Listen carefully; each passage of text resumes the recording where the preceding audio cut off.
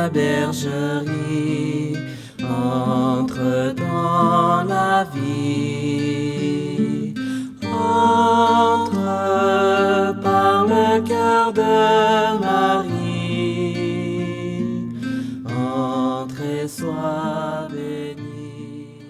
Bonjour, aujourd'hui nous sommes avec l'abbé Yves Fournier du mouvement Les Brebis de Jésus. Alors, bienvenue l'abbé Yves. Merci. Alors, comment tu as connu le mouvement des Brebis de Jésus? Mon premier contact avec le mouvement, c'est lorsque j'étais vicaire à la paroisse Saint-Georges-de-Beauce, où il y avait une bergerie active et j'avais été invité par la bergère à aller visiter, aller expérimenter une rencontre de brebis de Jésus. Et ça, c'était mon premier contact. Et je me souviens, lorsque je suis arrivé un petit peu en retard, ça peut m'arriver des fois, mais j'étais arrivé vraiment à l'étape où les enfants venaient déposer, entraient dans la bergerie, parce qu'il y avait quand même un grand enclos, entraient dans la bergerie et déposaient leurs brebis et tout ça. Puis de voir la façon que les enfants vivaient cette étape-là, l'émerveillement dans leur visage, c'était pas un geste banal qu'ils posaient. Hein. Et déjà, je me suis dit, il y a quelque chose de beau, là, tu sais. C'était ma première impression, il y a quelque chose de beau dans cette démarche-là. Et puis, donc, ça a été vraiment mon premier contact avec les brebis de Jésus, alors que j'étais prêtre en paroisse. Merci. Aujourd'hui, vous êtes l'aumônier. Tu es, on se connaît bien, je pense que je peux tutoyer. Tu es l'aumônier des brebis de Jésus. Qu'est-ce que ça veut dire, un aumônier? Ça, c'est une bonne question. Hein? Je ne sais pas si je vais avoir une bonne réponse, mais la mienne, c'est vraiment... moi, l'aumônier, je vois ça comme quelqu'un qui accompagne, qui marche avec. Hein? Un peu à la manière de Jésus avec les disciples d'Emmaüs, hein? Qui marche avec les gens sur leur route, qui les écoute, qui les accompagne pour être avec eux. C'est pas d'abord quelqu'un qui va dire « vous allez faire ci, vous allez faire ça ». Non, c'est vraiment d'être avec eux, d'accompagner, beaucoup être à l'écoute de la réalité, de ce que les gens vivent, de ce qu'ils sont. Et puis, dans l'Esprit Saint, le Seigneur, à chacun, bien, il nous inspire à un moment donné des paroles, comme Jésus le fait avec les disciples d'Emmaüs, qui viennent donner vie, qui viennent semer quelque chose en nous. Donc, pour moi, le rôle d'aumônier, en tout cas le mien, c'est celui-là. C'est vraiment d'être un accompagnateur, un écoutant et un accompagnateur. Être un peu, bien justement, le visage du bon berger, de Jésus qui marche avec les disciples d'Emmaüs. Déjà, tu nous en parles un petit peu, mais quelle est ta mission au sein du mouvement, plus spécifiquement? Mais c'est vraiment une mission de... Bien, d'abord, je dirais, parce que moi, ça fait à peine 1 an et demi que je suis dans le mouvement.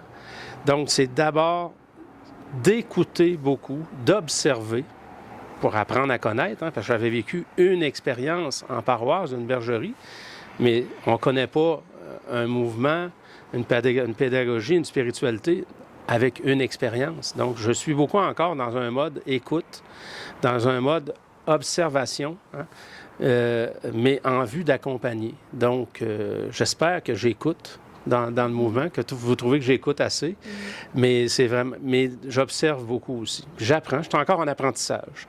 Puis ça, je trouve ça palpitant d'apprendre tout en accompagnant. Entre dans la bergerie, entre dans la vie, entre par le cœur de Marie, entre et sois béni. Yves, comment est-ce que tu as vécu cet appel à cette mission d'être aumônier des brebis de Jésus durant ce temps de pandémie? Je dois avouer que ça a été une période très difficile, pas juste pour moi comme aumônier, mais je pense qu'on l'a tous vécu, mais en même temps, qui m'a mis dans l'émerveillement de la façon que le Seigneur se sert de tous les moyens pour être annoncé, pour être connu. Et cette année, on a vécu, dans cette année et demie de pandémie, on a vécu particulièrement des célébrations, des rencontres de prière, des célébrations de la messe, des rencontres en mode Zoom, hein? Rencontres à lesquelles j'étais très réfractaire au départ. Je me disais, hein, humainement, bien, il me semble que la grâce ne peut pas passer de cette façon-là. Et je m'étais trompé parce que la grâce passe. Le Seigneur choisit. Toutes les méthodes, il veut, pour qu'ils soient annoncés et aimés. Hein. Donc, je dirais que je l'ai vécu comme en ministère pascal, hein, une forme de deuil, très difficile, même des remises en question, mais aussi de voir à travers des moyens d'aujourd'hui, actuels, la technologie, comment que le Seigneur a réussi à entrer dans les maisons et surtout à entrer dans les cœurs. Et ça m'a émerveillé. Donc vraiment, oui, il y a eu les deux aspects du mystère pascal. C'est beau.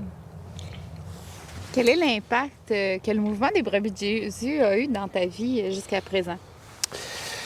Bien, ça fait juste 1 an et demi, hein?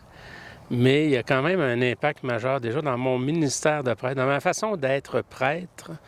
La figure du bon berger vient, hein, chaque personne appelée personnellement par son nom, vient, hein, Jésus, tendresse pour la terre, tendresse pour chaque personne. Je dirais que ça m'a rapproché de mon cœur, je dirais mon cœur profond, hein, d'oser le regard, même pour un homme, parce que souvent, les hommes, on est portés à vouloir être plus virils, hein? Puis parler de tendresse et tout ça, hein? C'est pas trop... mais comme pasteur, moi, je dirais que mon regard, ma parole, je ne sais pas, mais mon regard est beaucoup plus dans la douceur et la tendresse du bon pasteur face à chaque personne. C'était déjà là présent un petit peu avant, mais de façon beaucoup plus, je dirais, beaucoup plus forte. Donc, et ça a un impact déjà dans mon ministère de prêtre. Puis ça m'aide à avancer dans la foi aussi, hein? De faire partie de cette équipe du mouvement des brebis de Jésus m'amène à des dépassements continuels. Je dirais quotidien. Et c'est encore des défis, mais on avance à travers les dépassements. Hein? On grandit, on devient plus soi-même à travers les dépassements. Donc, pour moi, après 1 année et demie dans le mouvement, ce n'est que positif. Ce n'est que positif de faire partie de cette belle famille, de ce beau mouvement des brebis de Jésus. On est bien content que tu sois là. Moi aussi, je suis content d'être avec vous. Je suis la porte des brebis, qui entre par moi est sauvé. Seigneur, je viens te trouver, j'entre et je te suis. Qu'est-ce que tu apprécies le plus dans le mouvement Les brebis de Jésus? Ce que j'apprécie le plus, c'est vraiment la proximité entre les personnes, hein, de l'équipe en qui on travaille. Vraiment une proximité, une amitié. Je dirais, c'est plus qu'une fraternité. Il y a quelque chose d'une amitié, une proximité. On est bien ensemble. Mais aussi à travers les bergeries, pour avoir été expérimenté, avoir été visiter quelques bergeries, c'est justement on est bien ensemble.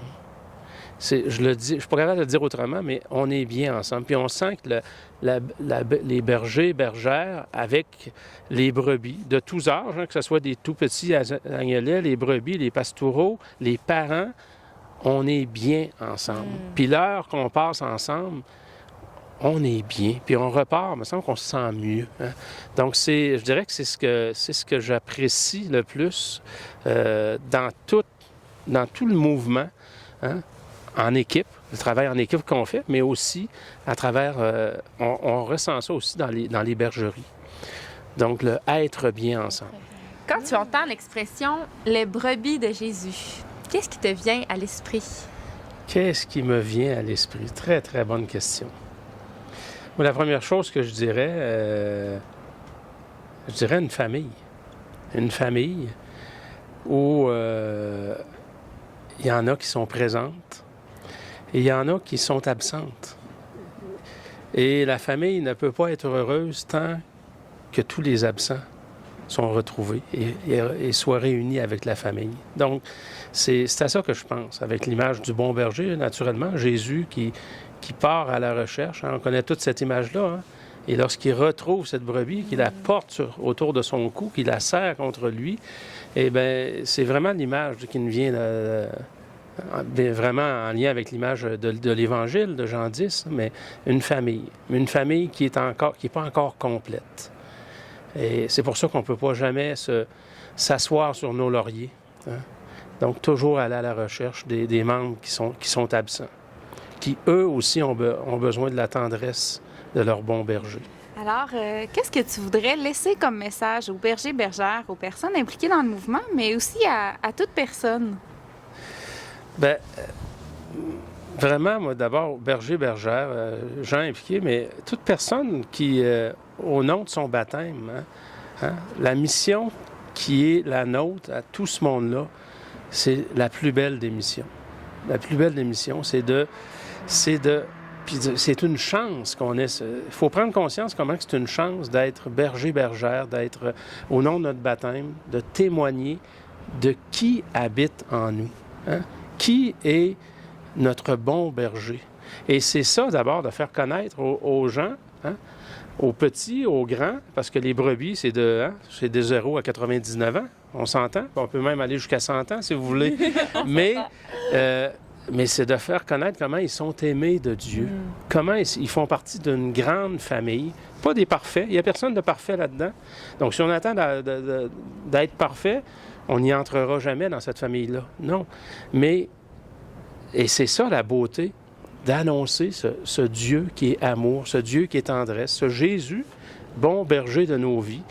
Et imaginez-vous que c'est ce qu'on a annoncé. C'est pas compliqué, c'est beau. Surtout, c'est ce qu'on a à vivre à travers toutes les personnes qui mettent sur notre route. Bien sûr, dans nos rencontres de bergerie, pour les bergers, bergères, mais comme baptisés, peu importe où on est, peu importe les personnes sur notre route, qui puissent, à notre contact, savoir qu'ils sont aimés de Dieu. Donc, pour moi, je dis, c'est une chance extraordinaire, c'est un cadeau dans notre vie d'avoir cette occasion-là. De partager ça. Hein? Et parce qu'il y en a tellement qui ne savent pas qu'ils sont aimés de Dieu, qui ne connaissent pas leur bon berger, qui ne savent pas qu'il y a quelqu'un qui a donné sa vie pour eux. Donc, vous ne trouvez pas que c'est beau de pouvoir...